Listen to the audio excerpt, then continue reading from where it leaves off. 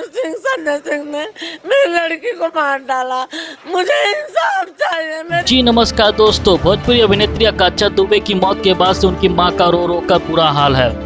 वो घटना वाले दिन से ही भोजपुरी गायक समर सिंह और उनके भाई संजय सिंह पर हत्या का आरोप लगा रही हैं। आकांक्षा की मां के तहरीर पर बीते सोमवार को सारनाथ पुलिस ने समर सिंह और उसके भाई संजय सिंह के खिलाफ में मुकदमा दर्ज किया है। समर सिंह और संजय सिंह फरार है।